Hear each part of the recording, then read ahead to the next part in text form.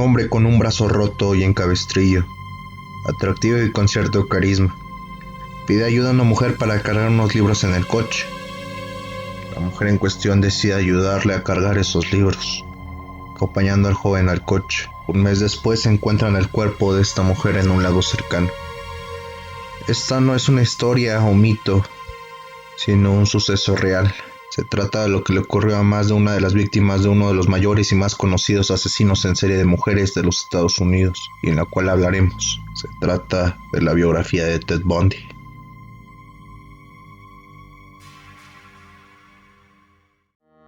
Theodore Robert Cowell nació en Burlington, localidad estadounidense situada en Vermont, el 24 de noviembre de 1946. Hijo de Eleanor Louise Cowell, cuando ésta era muy joven y de padre desconocido, fue criado por sus abuelos y se le hizo creer tanto a él como al resto de la sociedad que su madre era en realidad su hermana. Esta le rechazaba en sus primeros años, siendo motivo de vergüenza para la familia.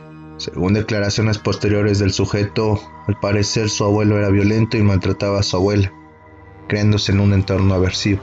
En 1950 se mudó junto con su madre a Washington, la cual un año más tarde contrajo matrimonio con John Bundy. Theodore Cowell sería adoptado por este y recibiría su apellido. Si bien a pesar de la presencia de intentos de acercarse por parte de su padre adoptivo, no consiguió mantener una buena vinculación afectiva. Debido entre otros aspectos a la vivencia de un rechazo continuo y de violencia intrafamiliar, Ted Bundy empezó ya desde la infancia a manifestar una personalidad retraída e infantil, con poco contacto social. Asimismo, empezó a mostrar síntomas de lo que hoy en día se considera un trastorno disocial, manifestando un comportamiento cruel y llegando a entretenerse capturando, matando y mutilando y descuartizando animales. Las secuelas de su infancia eran cada vez más patentes. Todos los traumas brotaron durante la adolescencia. Ted se mostraba como un chico reservado, extremadamente tímido e introvertido, infantil en algunos momentos, con tendencias a estar solo. Prefería la soledad de la compañía, por eso sus compañeros le trataban como un bicho raro. No tenía amigos ni pretendía tenerlos. Tenemos que esa etapa de aislamiento, sumada al ferviente rencor hacia su madre, le condujo a encontrar una siniestra válvula de escape. Cuando Ted creció, decidió que sería una muy buena idea estudiar la carrera de psicología en la Universidad de Puget Sound. Aunque parezca difícil de creer, resultó que era muy buen estudiante. Fue ahí en donde conoció a Stephanie Brooks, una compañera de clase, con la que empezó a salir, pero tiempo después ella decidió terminar con él, porque no lo encontraba lo suficientemente maduro. Ted se obsesionó con ella. En ese lapso dejó sus estudios a la mitad y se metió a trabajar, pero era inestable y no duraba mucho tiempo en los empleos. Más tarde conoció a Elizabeth Chloe Fair, con quien tuvo una larga relación de noviazgo, pero mientras estaba con ella seguía en contacto mediante cartas con Stephanie. Un tiempo después sí terminó agrandándose y se inscribió en la Universidad de Washington para estudiar Derecho. Además se comenzó a involucrar en temas políticos y ayudó a un grupo de mujeres sexualmente agredidas. Incluso a ser condecorado por salvar a un menor de ahogarse. Volvió a encontrarse con Stephanie Brooks y a tener una breve relación con ella, que esta vez terminaría él tras volverse extremadamente frío. Sin embargo, sería durante 1974 cuando se empezaría a registrar sus primeros asesinatos confirmados. El romance que tuvo con Stephanie Brooks cambió para siempre a Ted Bundy, ya que en ella había encontrado lo que tanto ansiaba en una mujer. Su utopía se había hecho realidad.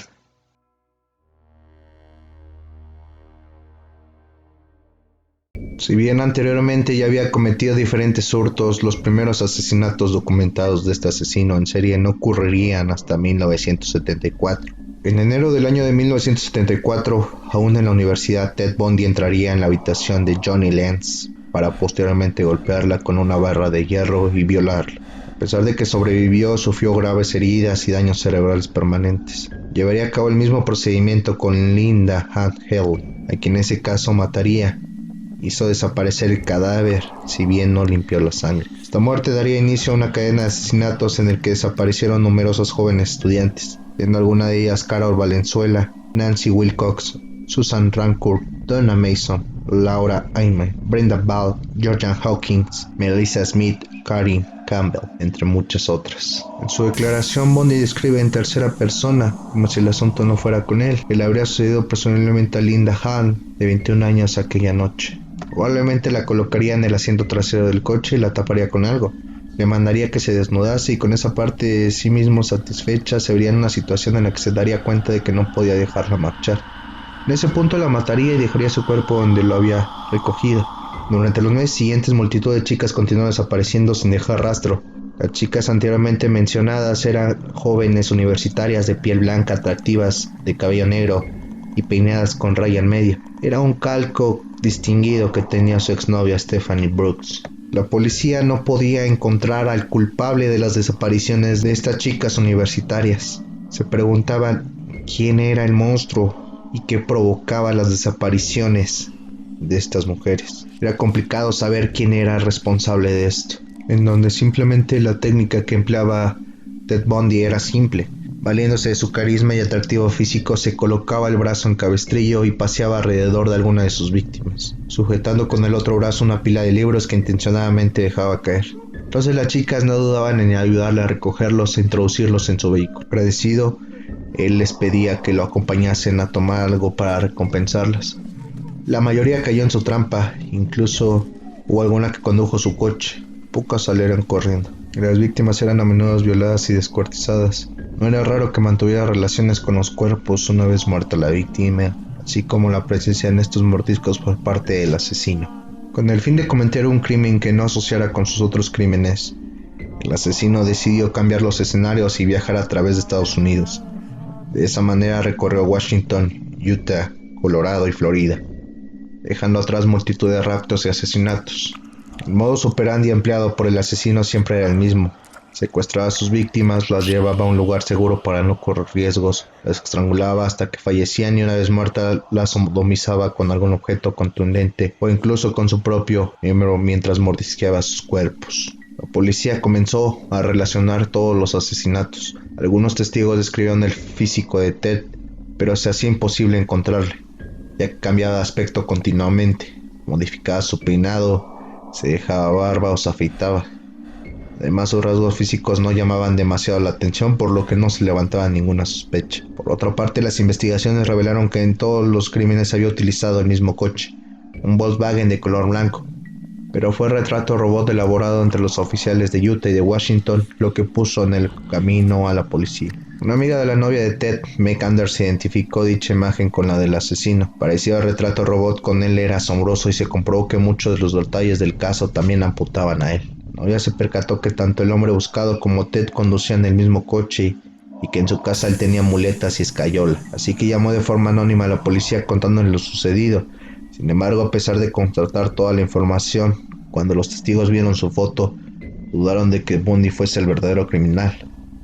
La policía había estado a un paso de capturarlo, pero prefirió seguir otras pistas. El 8 de noviembre de 1974 todo cambió para Ted Bundy, cuando tras elegir en una tienda de libros a su próxima víctima, Carol Darronch, él se hizo pasar por un oficial de policía.